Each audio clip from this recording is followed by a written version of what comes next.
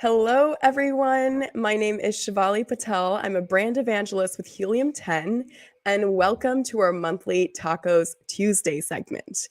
This is where we invite a guest and we talk about anything and everything that is PPC related. So, for those of you that are watching, regardless of where you're watching from, if you have any PPC questions, make sure that you drop them in the chat. I'd love to know where you guys are watching from. So whether you're watching on LinkedIn, on Facebook, on YouTube, let me know. As well as where are you watching from? Are you watching from the States? Are you watching from India, Indonesia? Where are you? With that, I am going to tell you a little bit about who we're having on, of course, and that is Tom Waghorn. He is from Clear Ads, and we are so excited to have him because he is so knowledgeable on all things Amazon advertising. Tom, how are you? I'm very well, Shivali. Thank you very much for inviting me on to TACoS Tuesday. It's my first time. Yeah, we love to have you. Thank you so much for joining us. How are you? How's everything going? Very well, yeah. Things are busy right now. We're currently carrying out all of our Q2 quarterly strategies and meetings with all our clients. So it's kind of all systems go here in the office. So it's very busy. Nice. But yeah, we're sharing a lot of great content with our clients and getting lots of good feedback. And yeah, prepping our strategies for the remainder of the year, and even starting to get things ready for Prime Day. I know that might be early, but yeah, it can never be too early. Never too early, never too early. Well, I know about Clear Ads through conferences. That's where I first met you guys. And I might know a little bit about Clear Ads, but I know our viewership might not. So could you share a little bit about, first of all, your experience with PPC, as well as a little bit about Clear Ads? Absolutely. So I got into PPC 6 years ago now when I joined Clear Ads. Originally, people might not know it, but Clear Ads actually started as a Google Ads agency. And then we very quickly caught on to the scene of Amazon advertising and how lucrative that was and how easy it was for a seller to set up on Amazon and start getting their products appearing through PPC. So a lot of our business ended up going that way because it was a lot more attractive to a lot of the clients that were searching for an agency. So I helped spearhead that department with George, our CEO, through Clear Ads here. So yeah, I've loved every minute of that journey, which is why I'm still here 6 years later in the PPC game. It's definitely not where I started my educational journey. I actually started in 3D animation, but yeah, everyone changes their career paths, and I ended up doing PPC instead of cartoons. I'm loving every second of it. I think that's incredible. That's incredible.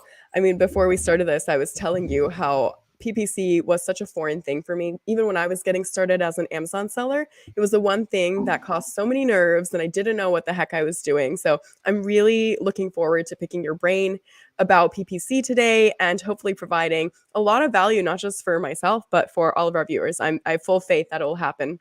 I see we already have people chiming in the comment section. We have people from Serbia, from Fort Lauderdale, Florida, from Austria. Thank you so much for being here. That is amazing. I see that there's questions already filing in as well. So I guess we'll go ahead and get started. We have Raf. Hopefully I'm pronouncing that right. He says, I launched my first product 2 months ago, and I'm not getting the sales velocity to rank. Competitors started after me, get to under 200,000. Is it 200,000? Yeah, right? No, 20,000 BSR, even with a worse listing and price. What should I do? He also continues, PPC is costing too much and getting only few sales, even after optimizing the ACoS, which is over 100%. If I negate the keywords that got sales and over 100 ACoS, I can't find more keywords. So what would you recommend in this situation, Tom? So first of all, I would take a step back and review your product and review the marketplace. How watered down is that market? How convoluted, how busy is that? Do you have a unique enough product that you can actually set yourself apart from that competition? That's taken a big global step back. In terms of when you launched your product 2 months ago, did you also launch with PPC at the same time, or did you wait a period before launching your product with PPC? I ask that because as soon as you launch your product on Amazon, you've got something known as the honeymoon period. And that actually lasts around a month. And every day through the honeymoon period, it's deprecating, and you start off with some sort of invisible rank. Amazon very quickly push you up the rank, and that's the benefit of the honeymoon period. But every day, you need to start getting your own sales and improving your rank, improving your sales velocity, because the honeymoon period is ending every single day. So what I would do is reevaluate if you actually launched your product during that period. If you missed out on that ranking boost that Amazon does give you when you launch, you could potentially revisit launching your ASIN again. I know that sounds like a lot of hard work, going back to almost square one, but if you can launch your product with PPC, that should help you get that ranking boost. And you've also talked about having an ACoS higher than 100%. During the launch stage, I would encourage you not to be too focused on ACoS. Try not to be too scared about even having a high ACoS above 100 or even 200%. Consider what you're actually paying for in those early stages. Are you trying to launch with profitable sales from the get-go? If so, you're probably going to struggle coming into that sales velocity and that rank that you're after. So I would review what you're actually spending your PPC money on. Consider that spend should go towards increasing that sales velocity, increasing that rank, increasing that exposure. You're paying for that benefit of having that new exposure and even reviews coming through. Once you've got that foundation set up, then you can start to optimize your account and start to see that ACoS come down to 90%, to 80%, to 70%, all the way down to whatever your target ACoS is. Don't try and achieve and tick every box from the word go, because it's impossible to pull every lever and tick each of those targets that you've set for yourself and your business and your account in one go. So it seems like the sales velocity and the rank is what you want to go for first. So try and change your mindset on what you're actually spending your PPC on. And then your next point was that PPC is actually costing you too much and only getting you a few sales. That's another reason why you need to reevaluate what you're trying to achieve with your PPC. Now, it's not always the same. Some people can successfully launch with a sustainable ACoS out of the gate. It depends how watered down that marketplace is. But yeah, you've also mentioned if you negate your keywords that got sales and 100% ACoS, then you struggle to find more keywords. That's probably because those keywords were the ones that were relevant. You've carefully done that keyword research, whether that's through a tool like Helium 10 or even through other tools or your own search term reports. Are you running automatic campaigns? I know it seems like it's lazy advertising, just letting Amazon do the work for you, but having those run alongside your manual campaigns is a very good way to constantly discover new keywords and harvest more. Also, it's worth taking those keywords that you have identified that have got you sales, regardless of what the ACoS is, and running those through a long-tail keyword tool. So your seed keyword might only be 1 or 2 words long. Even putting that into the Amazon search bar using the Helium 10 extension, it will actually auto-complete a lot of those words for you. Try running ads on some of those keywords. Yes, they're going to have a lower sales volume, lower search volume, I should say, because they are longer tail keywords, but they should be cheaper and easier to rank for because they're likely to be a lot less competitive because of the nature of the length of the phrase in that keyword. Once you start ranking well for that, it's also ranking for the individual keywords and shorter phrases that are in that long tail keyword. So then you can start to introduce those broader keywords that might be carrying higher ACoSs for you. And you should see improved results on that. So sometimes it can be a slower and steady race to get there. I hope that answers your question, Ruth. I believe you did answer it, but we'll take a look at what he says in the comments section. I was going to add, where do you stand on review acquisition? Because I know he said it's one of his first products, and I assume with a brand new product, you have the 0 reviews. So do you recommend external traffic? Do you recommend not running PPC until you have some reviews generated, or can you just do PPC from the get-go? I'm always going to be biased because I work for an ads agency, so I'm always going to say run ads from the get-go, but it's a catch-22 because you want to run ads so that you have exposure, but you're also running ads on a product that don't have any reviews at that time. So yeah, it's that vicious catch-22. It's impossible to pick the right place to start because you need both from the get-go. In terms of chasing those reviews, yeah, external traffic is great. Use any like newsletters that you might have through an existing client base. start advertising on socials, things like Instagram, Facebook, TikTok is on the ever rise at the moment. There's such a large audience there, and it is the new social media platform to be on, especially for a younger audience. But don't be fooled by that. It's not just a young audience. It is skewing older as well. But also enroll into the Amazon Vine program. Yes, you need to give away a few products for them to review, but it's a very reliable way of getting fast reviews in those early stages. And I'm jumping ahead of the gun here. There's another comment in here from yourself where you're talking about a competitor that's only got 0 reviews when they started, and it's not their first product in the category. There are competitors out there that unfortunately are using black hat tactics and cheating and gaming the system to hit those high ranks with no reviews, with no ratings, and getting those perfect rankings and keeping them. That's not something I would suggest, because it's very easy for those accounts to get taken down and suspended. And we don't always have the resources that some of those black hat competitors actually have to pick that back up again. Some of them have like hundreds of accounts at the same time. So if you take one down, there's still 199 of them left. So I would try and take the honest approach wherever you can. Enroll in the Vine program. That's going to be one of the best, because you're going to have someone who's actually got your product in hand that will be giving you an honest review. It's not always going to be 5 stars, but it's going to be honest. And it's a lot more realistic to have a range of reviews and ratings that show different people's experiences than having 100 5-star reviews that you just can't trust. Gotcha. And another thing that you mentioned when answering Raf's question is you mentioned using auto broad campaigns just to harvest new keywords. Now, when it comes to using, let's say, a software tool, right, like Helium 10 for keywords, is there something specific you look for based on that market that you're visiting? Or are there certain columns, certain metrics? Like, what exactly catches your eye when you're taking a look at those keywords? Definitely. So the first column I'm looking for when I'm just doing that keyword research on Helium 10 or another tool would be the search volume. Are people actually searching for that keyword? And then you yourself can review whether that keyword is actually relevant to your product. So lining that up with the IQ score that Helium 10 provides. But search volume is one of the most important ones. Try not to go too broad with your keyword. Try and have some relevancy to your product's niche and your product's unique selling point. But those are often going to be the more expensive and more competitive keywords to go after as well. But at least you'll know that people should be able to discover you.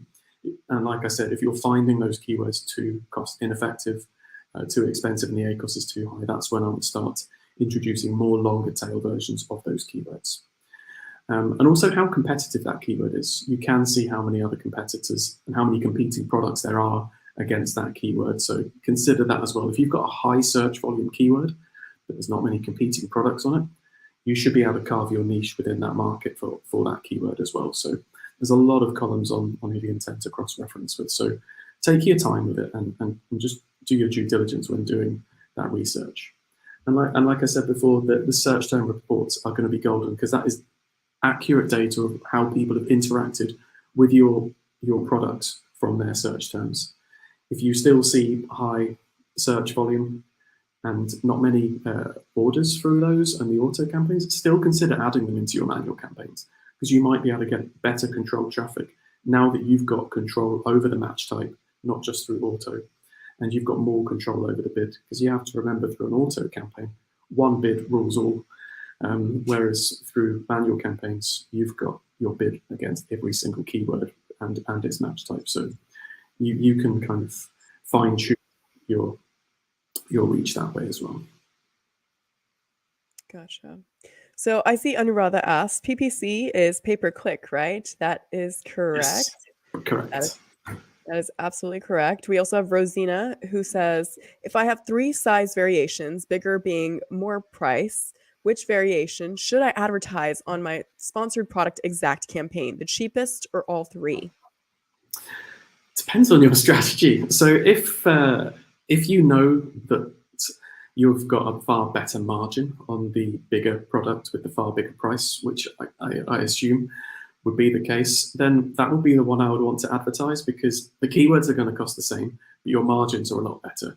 So you having a $1 per click keyword is going to give you far better profits if you've got a higher ticket price item. But also I would suggest trying to advertise all three, potentially in separate campaigns, and actually see which gets more engagement. Which of those size variations has a higher click-through rate, and which of those has a higher conversion rate. And then I'll just advertise that one, because if that's how people are responding to your products in the search results and from the listings, when they get to that listing, they can then choose if they want the smaller variation, the medium variation, or the large variation. Most shoppers are intuitive to know that there are different sizes. They don't just assume when they search for a product that it only comes in one size and one color. So I would do that. That's something we're doing for a new client that signed up with us to advertise in the UK. They have, for some of their ASINs, 15 variations. They already had some data with their previous agency, and we knew where the sales velocity was coming through. So we just prioritized that. Which of these variations generates more sales? So that's the one that we advertised. But yeah, generally speaking, the bigger the price, the better your margins are. But it's just a case of how people are going to respond. I guess another example is if you're selling, let's say, a cleaning product. I think most households are going to go for a simple handheld spray. But you could also be selling something that comes in like a big gallon jug. I think the general public are more likely to respond better to something that they can actually use in their house rather than the industrial size. So it depends on the need and the niche of your product and how many people are likely to adopt those different sizes. So evaluate that as well, Rosina. Thank you for answering that question. Now, as far as, let's say somebody already has their set PPC strategy, right? Like maybe they're doing the variations, or they have a catalog of products that they already are very set in their campaigns. How do you recommend somebody audits their campaigns? So I know there's a lot of different metrics you could take a look at, but what's sort of that fine balance of maybe understanding that you're spending too much, or when to kind of start fine-tuning it, how to fine-tune it, that sort of thing? Yeah, there's a wide variety of things. I guess going to the title of this show, check your TACoS. Are your TACoS low enough? Set yourself a target. I think most people go somewhere between 10 and 15%. You can easily find your TACoS by cross-referencing your spend against your overall sales. So that's not just your ad attributed sales, that's all of the sales. And seeing what that percentage is. If it's too high, then you're likely cannibalizing some of your organic sales.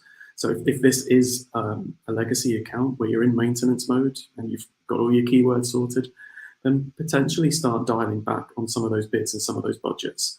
I wouldn't recommend doing that across the board. Test that with one product or even just one campaign or a few keywords and see what effect that has. If you still see the same level of overall sales, then pulling back was the right thing to do. If you start pulling back, but then your overall sales start declining, then yeah, you still need to keep pushing and trying to get that ranking up before you can see those TACoS come down.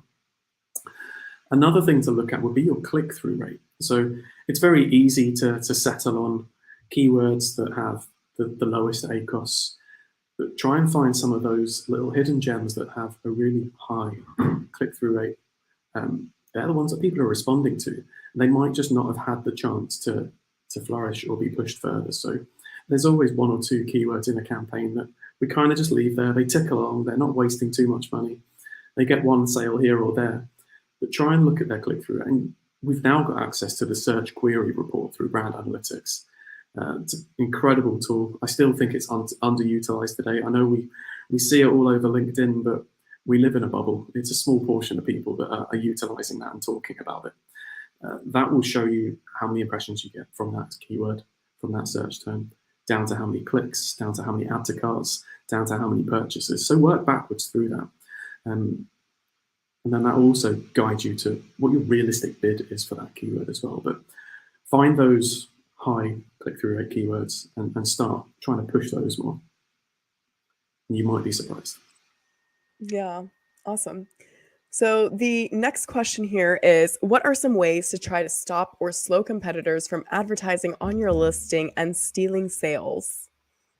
My quick answer is advertise on your own listing. Yeah, defend your listing rather than just worrying about them going on the offensive. So we also employ those offensive tactics, but try and defend them. So instead of in those sponsor product campaigns or even through sponsor brands and sponsor display, instead of just relying on doing your competitors' research and targeting those, target your own listings, especially if you've got variations. Going back to, I think it was, Rosina's question earlier, she's got 3 size variations. Advertise against those different size variations. That way, yes, we know that they can click on those different variations within the listing, but if they're scrolling down the page and seeing those ads for your own products in different parts of the product display page, it's pushing away the competition and slowing the competitors. It also acts as cross-sell and gives you another chance to showcase to that shopper that you have other products and size variations to show off. You can also show off your complementary products. So maybe you're selling coffee. That's a chance to show off your coffee mugs, your coffee machines, your coffee paraphernalia. It acts as a cross-sell, but the main job you're trying to do is stop someone advertising your listing. So try that. At that point, I would say the important metric to track as well would be impressions. Don't be put off if those sales aren't generating sales. The job they're trying to do is have those ads appear on your page. If you've got high impressions on those campaigns, that campaign's doing its job. You know your product is appearing on your page. If you get any sales, that's the cherry on the top. Depending on how many sales, it might be time to evaluate the product that they're appearing on. If you're only seeing a few people jump ship from your product A to product B, then yeah, they found a more applicable product to them in the time. But if you see a high volume of people jumping from one to the other, then you might need to evaluate the product they're jumping from as well. So. I like that. I like self-promoting on your own listings to cross-sell or upsell or just raise even brand awareness, I think is a really big thing.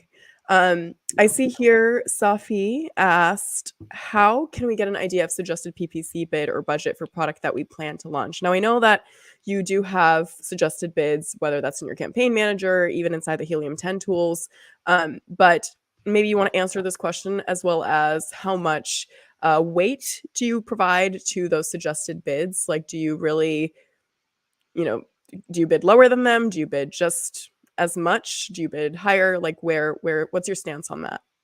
I think that really depends on how high some of those suggested bids are. It depends on the category. And I know some of the supplement categories can be as high as sort of $10, $15 for some of those broader keywords. So I would definitely take a lot of those with a pinch of salt.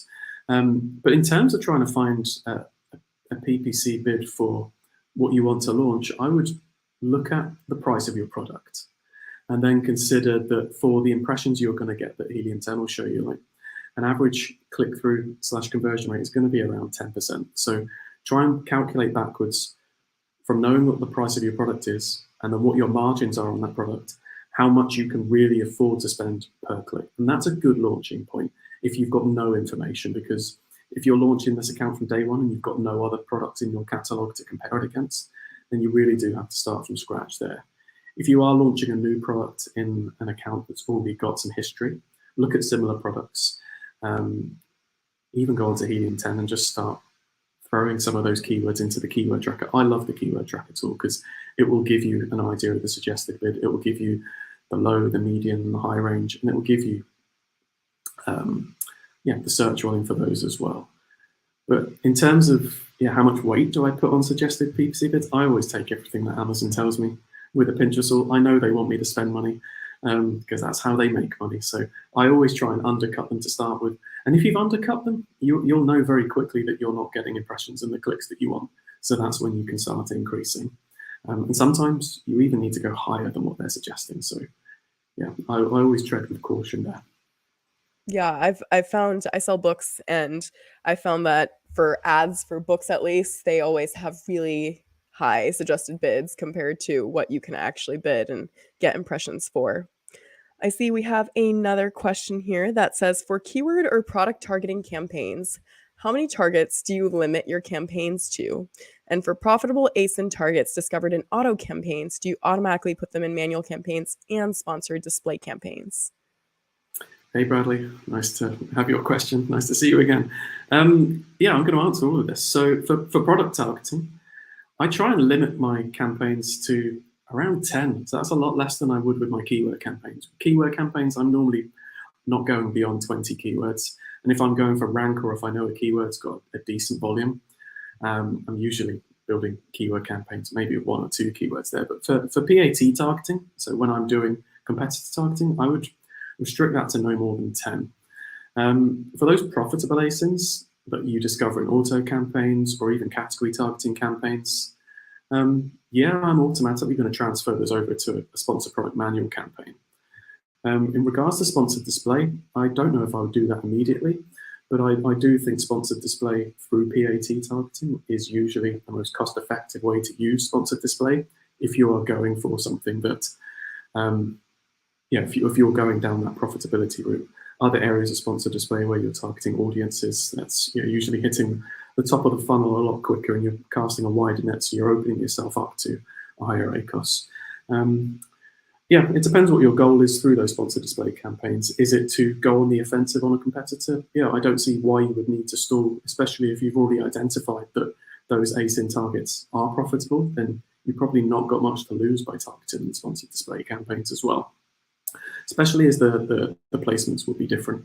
Usually through the manual campaigns for ASIN targeting, you're either going to appear a lot around them in the search results or on the product display pages in those carousels. Usually when you scroll down, you'll see sponsored products related to these items or similar items based on your search. These sponsored display campaigns are usually going to be below the buy box and below the bullet points that you've got on your listing or on a competitor's listing.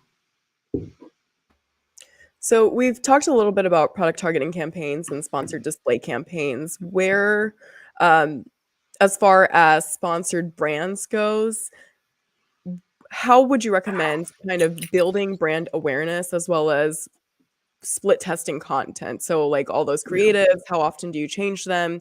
And then get the best feel for what's really working and what's not. Yeah. So I think a good place to start with sponsored brands is having already carried out that discovery portion for your keywords through your manual campaigns. You don't want to start doing your keyword research and testing those through sponsored brands from day one. So have those manual campaigns running for a while and then start putting those best performing keywords on phrase match, on exact match into sponsored brands. I would steer clear, unless you've got enough money to burn, of broad match through sponsored brands. It is even more broader than you would expect. So they're not just allowing you to add extra keywords on that search in front of your broad terms. They will even find similes or similar words. We found some examples that maybe you're trying to advertise the word cup. It will also show searches for glass, beaker, things like that. So be careful there. And we have seen some wild replaced keywords come through some of our search term reports. Some things that are completely irrelevant. So make sure you've got a good selection of keywords that you have tried and tested through your sponsored product campaigns. Now more than ever, I would make sure you actually are using sponsored brand campaigns, even if it's not for brand awareness. It's the first slot that you see when you type in a keyword, and it's the first sponsored placement that we've got.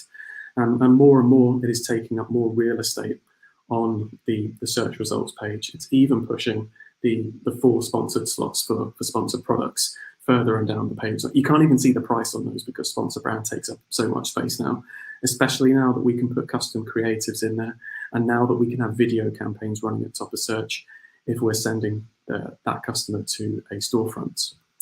In terms of making sure we've got relevant content, I would always try and have some lifestyle images in there. Show people using your product. People are drawn to faces, so if they can see a face in that ad, that's where their eye is going to be guided around the page.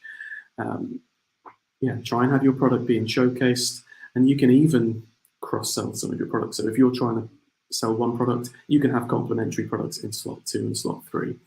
Obviously, with video campaigns, you can only advertise one product unless you're going to the storefront where you can showcase a few different areas there.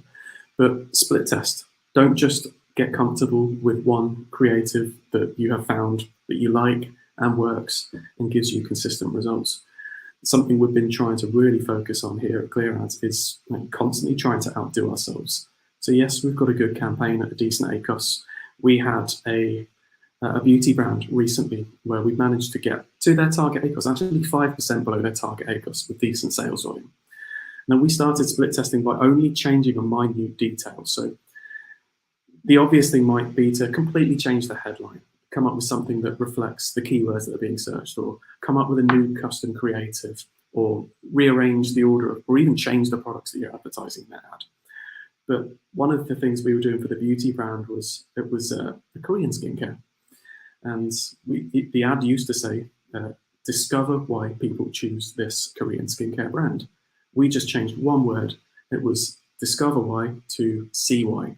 When we changed that, the ACoS dropped from 40% down to 20%, and the sales increased just from that one change. Wow. I Wow. can't tell you why people changed, why people responded better to the word see why compared to discover why. Maybe it's because it's an eye cream and see relates better to eyes than discover does. Yeah, maybe seeing why it works requires a lot less input than discovering something. I don't know, but it responded a lot better. And change one thing at a time. Don't change the headline and the image and the products, because if it does improve, you're not going to know which of those elements, which of those levers that you pulled was responsible for that improvement. So just change one thing at a time. Yeah, and you might see some incredible results like that. But then the question I think becomes, how do you know which parts to split test first? Because then there's this entire psychology of the human mind. You have your colors, you have, let's say, your images on the left side or the right side, or even the fonts. I mean, there's so much versatility that can go into those creatives. So where do you really begin? You can split test multiple ways at the same time. So when we did that for one campaign, all we did was launch that ad again, but just change the headline. We also did another split test where we messed around with the logo. We had orange writing on white text compared to white text on an orange background. And then we just saw how those individual elements compared within those split tests. So you can split test different things at one time, but yeah, try and have multiple split tests. That does require more budget, unfortunately. Yeah, so once we'd worked out that C worked better than Discover, we've now started experimenting against C, which logo works better, like different color schemes, or whether we go with the square logo or the long rectangular letterbox shaped logo. Yeah, and our next test is to test the creative. I'm still highly impressed that it dropped from 40% to 20% over just changing Discover to C, because Discover so are we. Yeah. Here, but yeah. Very, very, very interesting. I see we have Yitzhak from Israel. Thank you so much for joining. I have no idea what time it is over there, but I see that there's a couple questions here. Let's get to both of them. Yitzhak says, I launched yesterday new products on clothing for women niche, black colors, 6 sizes, small through 3XL. Congratulations. No reviews. I run automated PPC and exact broad and product. Should I target all of the sizes or just one? There's 2 ways you could approach this. You could go all in on all sizes and see which one just gets the most engagement. Or you could do some market research and, I guess, see which size you think is likely to get more engagement just from the get-go. Our reaction here at ClearAds is, unless we've got any data coming from the client previously, is to test everything.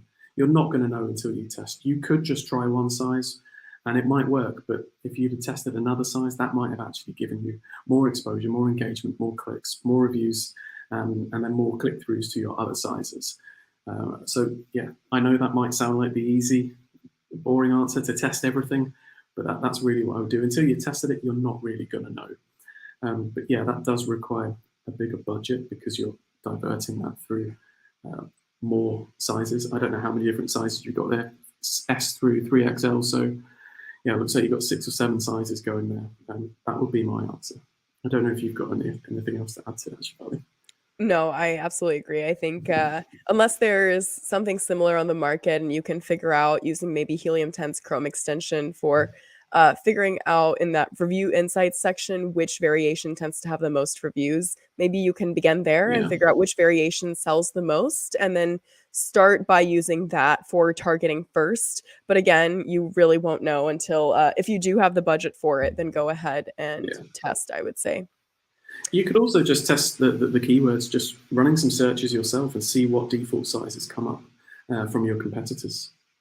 That could be another way to do some quick market research. Absolutely. Absolutely. Dominic says, I started my listings about a year ago and my PPC campaigns are, let's just say, crap. Can I make new campaigns or do I lose some historic data to the algorithms? Thank you in advance. You can absolutely make some new campaigns. There's no harm in starting from scratch with PPC. Your algorithmic data is tied to the keyword against the product. I don't think Amazon truly cares if it's from that campaign or not. So if you do have some gold within those campaigns from search term reports and lifetime data, just start with those. Anything that's paused, like even review that data. You might find some keywords worked for you in the past. Try and revisit those. You might have even negated some keywords. Try and revisit those as well. But rather than unnegating them within that campaign, leave them negated where they are, but introduce them as keywords within a new campaign. That way you're not disrupting something. I know you're saying your campaigns are crap, so you're not going to be disrupting anything that, dare I say, is working well. But yeah, always try and test it in a new campaign. There's no harm in trying to do that. So yeah, good luck with that, Dominic. Yeah, good luck. Hopefully things start looking up for you. We also have Safi asking, when do we perform auto campaign for a new launch?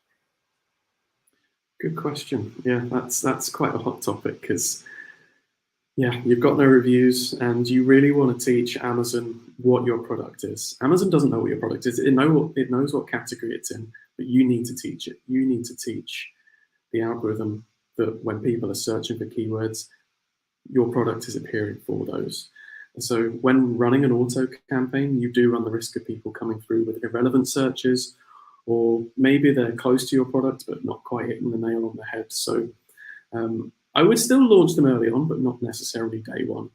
So come prepared with a number of keywords, whether that's just 5 or 6 that truly sum up your product, but you know that if this was the product you want, they're the keywords that you would search for.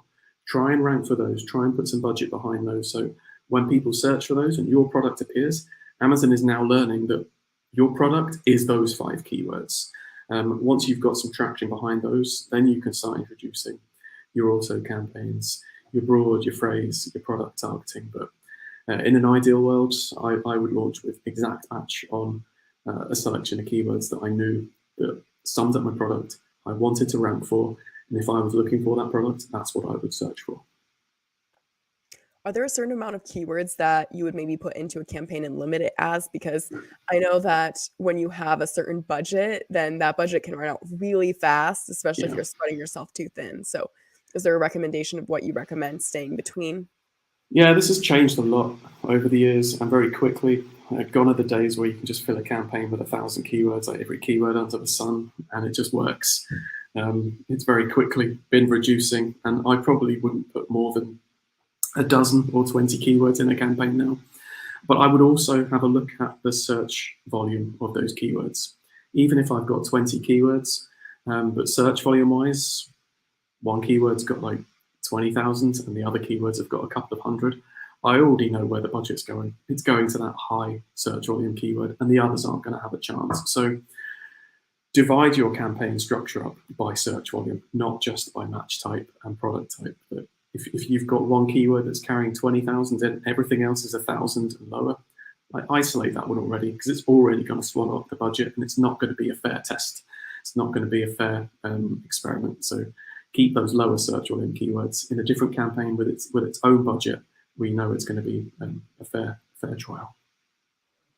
And what about something that's a little bit more advanced? For example, day parting ads. When does that become a good idea, or when should somebody consider that? First of all, you're going to need a tool for day parting. Unfortunately, that's not something Amazon allows us to do within the platform. I guess for those that don't know what day parting is, this is where you can tell the system to pause your ads completely during a certain day or a certain hour of the day. I would never recommend having your ads and your keywords completely paused for those periods, but reducing bids during moonlight hours, like no one is really looking to purchase with any intent at 1 or 2 in the morning. Chances are they can't sleep and they're just window shopping. Still good to reach those customers because they're still showing some sort of interest, but have your bids reduced by maybe 10, 15, 20, 30, 40, even 50%. But when to introduce this would when you really see that you're struggling to combat some wasted spend, even with thorough optimization, getting those bids down, getting rid of wasted spend from irrelevant keywords or high ACoS keywords, that might be a time to consider day parting. And that might bring us back to our example earlier that Raf was asking, that there are key campaigns and keywords in there with an ACoS above 100%. That might not be true for every hour of the day. That might just be what the average is. Maybe you've got a lot of traffic in unsociable hours that are causing that ACoS to go up. So that will be a time to visit day parting. And yeah, with the Amazon marketing stream, I know that's kind of in beta stages at the moment. It actually gives you a lot more data with day parting. It's not just you deciding, okay, it's probably a good time to reduce bids during the hours of like 1 a.m. to 4 a.m. The marketing stream will actually tell you what level of sales you're seeing through those hours, what your ACoS is for that campaign or that product or that keyword through those hours. So if you can get access to the marketing stream, that will give you a lot more data. And you can introduce that a lot quicker because you've got a lot more solid data through that. Awesome. Yeah, I like what you said about nobody's looking to buy a 1 or 2 a.m. Sensory priming. So if you have money for sensory priming, I guess. Yeah, you know what? I've been thinking about it for a little bit. But Yeah. okay, so we've talked about a lot of different things here. We've talked about day parting, I mean, auto campaigns, variations. What kind of ads would you say drive the most volume in your experience? Sales volume. Yeah. I think anyone's bread and butter for PPC is going to be the manual campaigns, the keyword campaigns. Just think about how you use Amazon when you go onto it as a search engine or even intent to buy. You go into that search bar and you're typing in a keyword. That's how I would say a lot of people are doing their shopping on Amazon. So that's likely going to be where a lot of that sales velocity comes from. It is starting to creep into sponsor brands, especially as that is a far more prominent position and it is pushing the other sponsored results and even the organic results further down the page. But there's only one slot there, so it is very competitive. So yeah, my answer would be the sponsored product campaigns. That's definitely where we see a lot of the sales velocity come from. And I don't think that's going to change because it's hard to change people's shopping habits. I don't think they're necessarily directly searching through a category or necessarily going to competitor pages and looking for alternatives on there.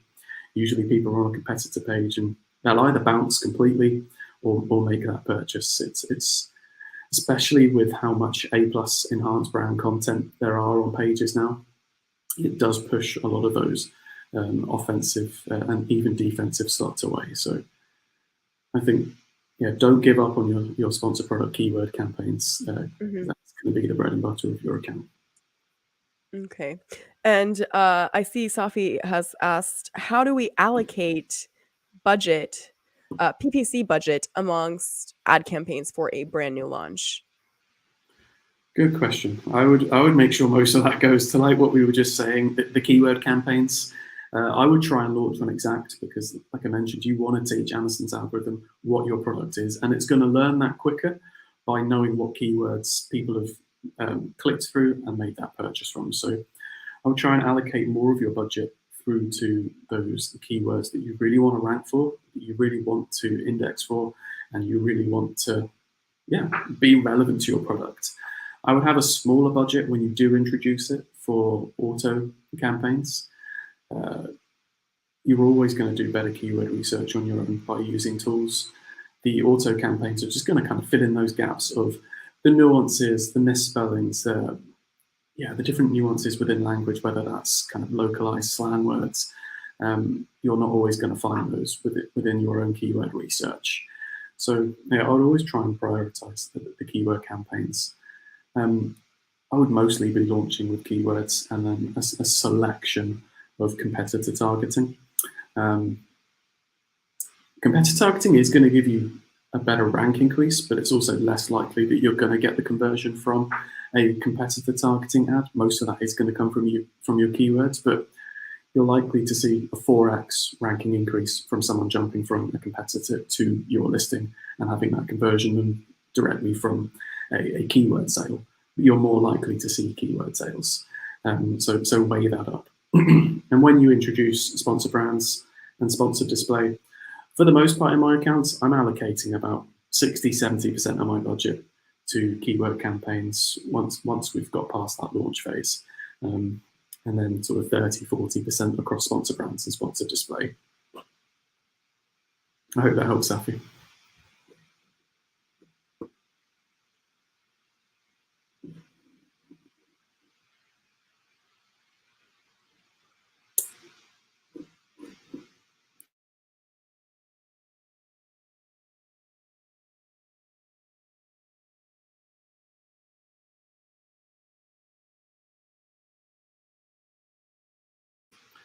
Have I frozen, Shivali, or have you?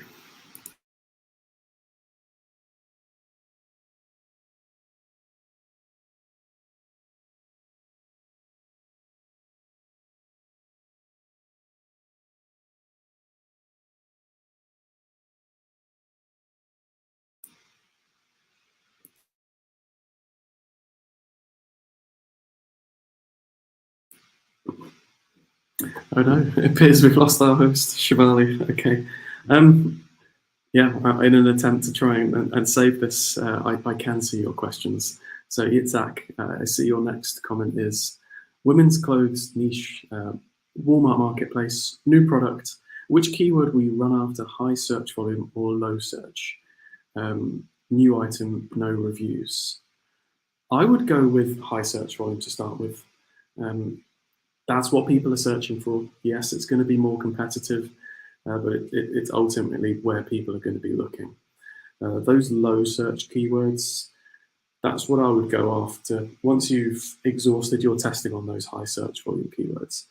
Also, it depends on what metric and what KPI you're trying to track. Are you going after profitability out of the gate, or are you just trying to get those reviews, that sales velocity, that ranking, that exposure? I would absolutely go for the high search volume. If you are more conscious of your margins and your ACoS, then I would look at introducing a lot more of those low search volume keywords, but have a lot of them. You can't just have a few low search volume keywords, otherwise, yeah, they're low searching for you for a reason. Not many people are going to discover them that way. So I'd make sure that they're included. But I'm always introducing low search volume keywords. Like I said, you've got your seed keyword, which is the main keyword you're going for. That might be women's top or women's dress side. And then the longer tail version is going to start to introduce colors, sizes, patterns. There's going to be a smaller search volume for those because you've made that keyword more niche. You're reaching a more niche audience with that. But they're still valid, and it will help you to rank for the individual keywords that are within that longer tail variant. I hope that helps you attack. I have no idea what happened to the Wi-Fi. I'm on hotspot, so I apologize. That's all right. I tried to host without you, so I've already addressed and answered Yitzhak's next question. That's I didn't want there to be dead air. So Tom, what a wonderful co-host you are. Thank you. I know how it is. It's fine. but you turned up just in time because there are no more questions, so you can answer me some of the pre-prepared ones. Yeah, absolutely. Let's go ahead and talk about some of these. So we also have, let's see here. Yitzhak asked, I know we had a follow-up of the last question. You mentioned that search volume was one of those things you can take a look at when you have your keywords you're taking a look at.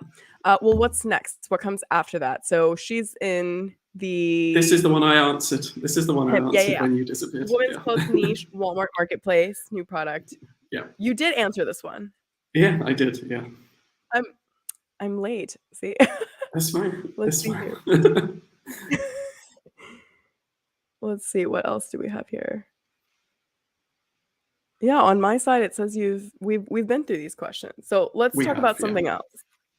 Let's talk about something else, and that is negative matching keywords. Is there a time that you tend to do that? When do you change those keywords over to a negative match? I'm definitely not doing it from day one because it's very easy to respond to a keyword that's got a very high ACoS and think, okay, this isn't working for me. I'll add this as a negative so I don't waste more money. We've talked a lot about launching and ranking today.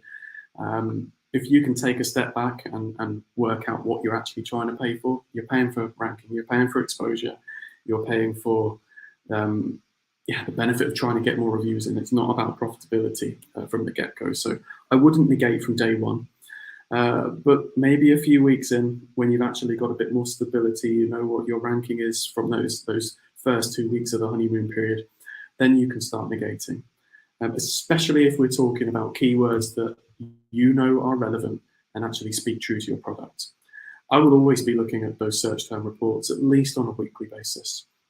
Negate any traffic that is irrelevant. Negate any keywords that talk about a difference in quality. Maybe you've got an average household product, but there are keywords that would signify maybe a cheaper variant or even a more luxury premium variation. You don't want to see that traffic coming through, because you're just going to disappoint the customer, regardless of where you are on that spectrum of quality of the product or barrier to entry or pricing.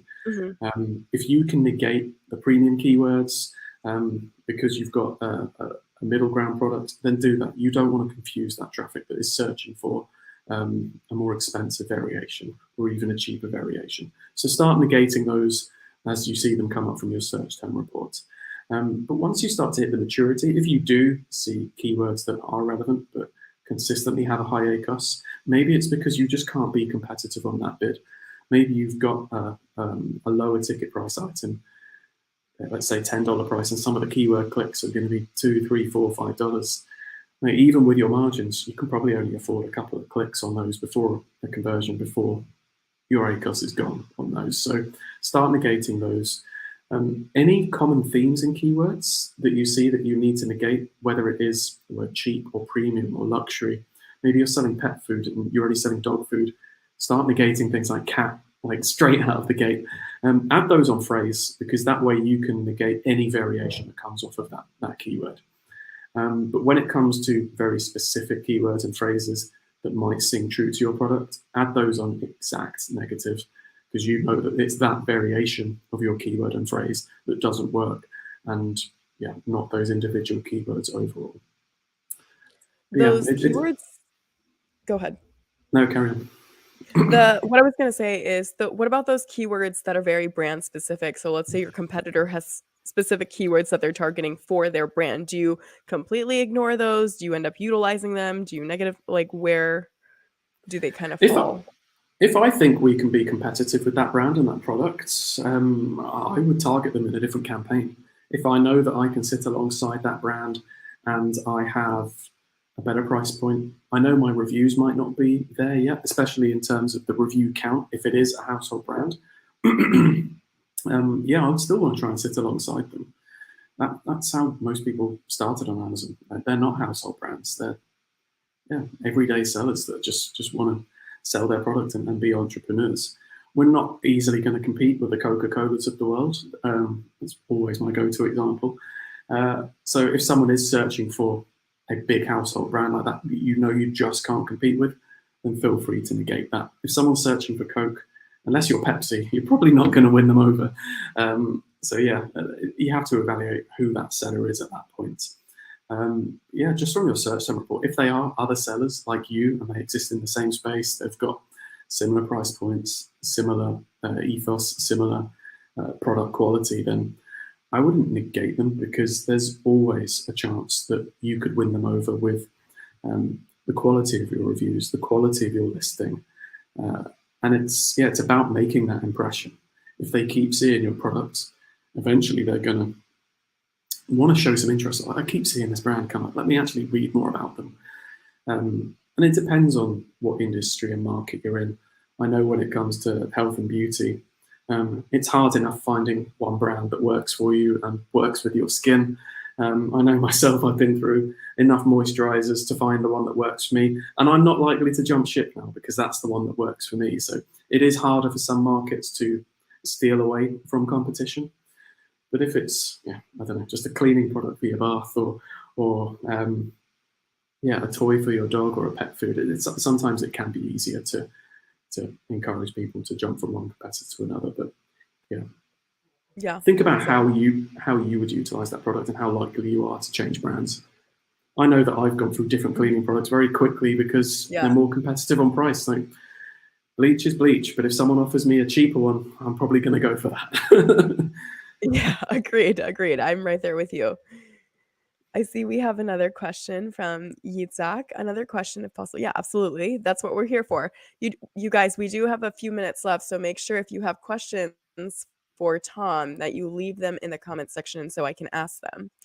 Mature campaign on Amazon, about $2,000 a month.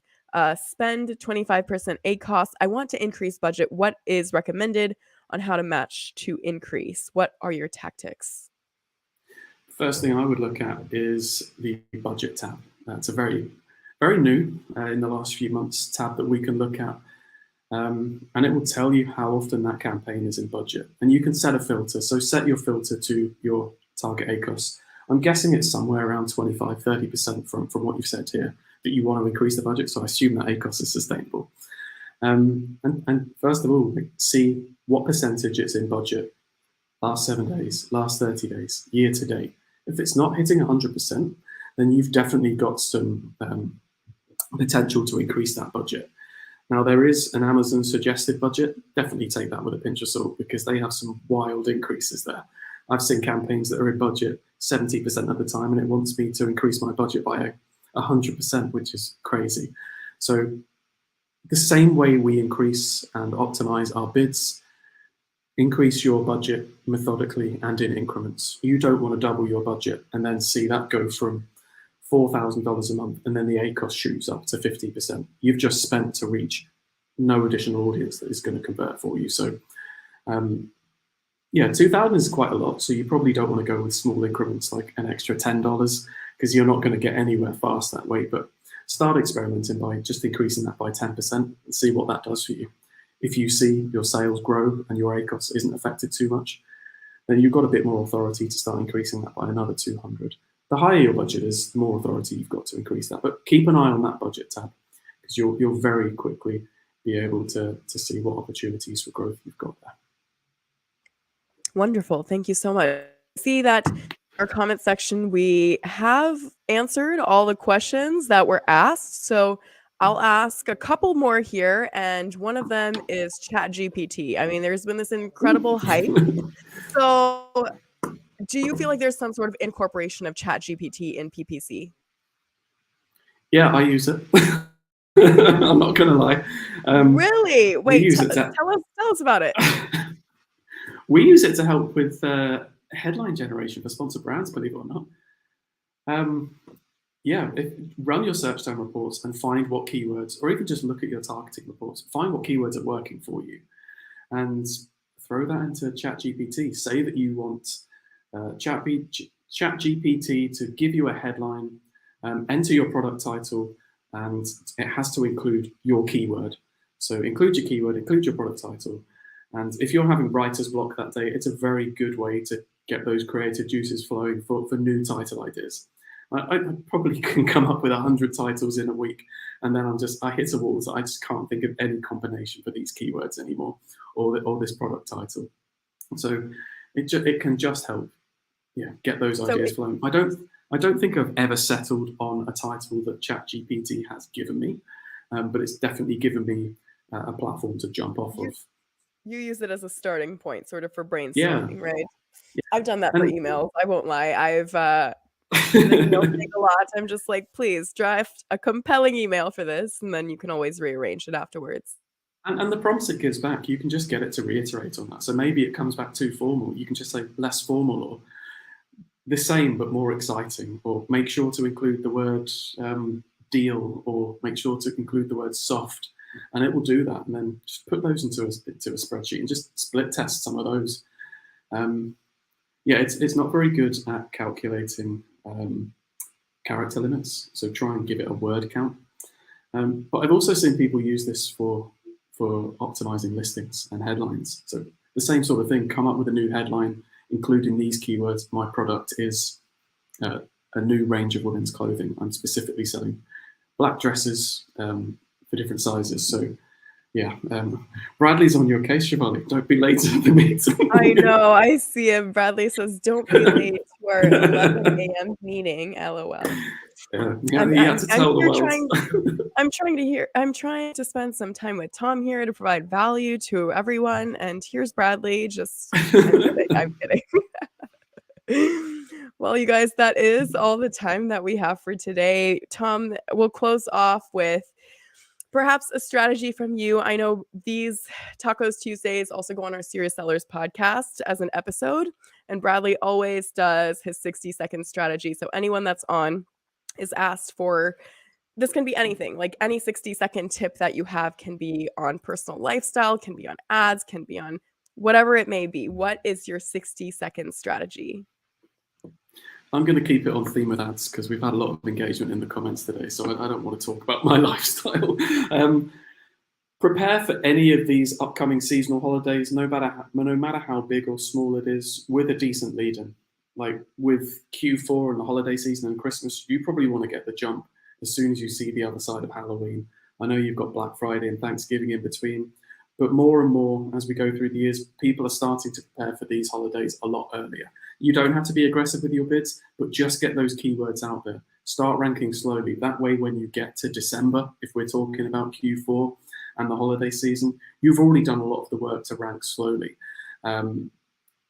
Yeah, that way you've got ahead on your competition. When they come in late, you've already done the hard work. But the same can be true for those single day holidays like Valentine's Day. Work out what the lead time is. Don't start advertising a few days before because you've missed everyone. Start trying to rank maybe 2-3 weeks ahead. Not too early because it is a shorter holiday. But yeah, try and come up with a marketing calendar for all of your products based on seasonality and what different holidays you can actually start taking advantage of. Some of them might surprise you. And yeah, Bradley, great point. How can we contact me and ClearAds? So our entire team is on LinkedIn. So if you search through LinkedIn for ClearAds Limited, you'll find most of our team. The people to reach out to if you want to ask more questions would be someone like myself or Helen or George. If you want an audit and want someone to look at your account or you're interested in our services, reach out to George Roberts on there. But you can also find us on clearads.co.uk. There's also clearadsagency.com. So there's a few websites that you can find us through there. Thank you, Bradley. Awesome. Thank you so much for being on, Tom. This has been a blast, and I appreciate you taking the time out of your busy schedule to come and sit down and answer all of these questions for us.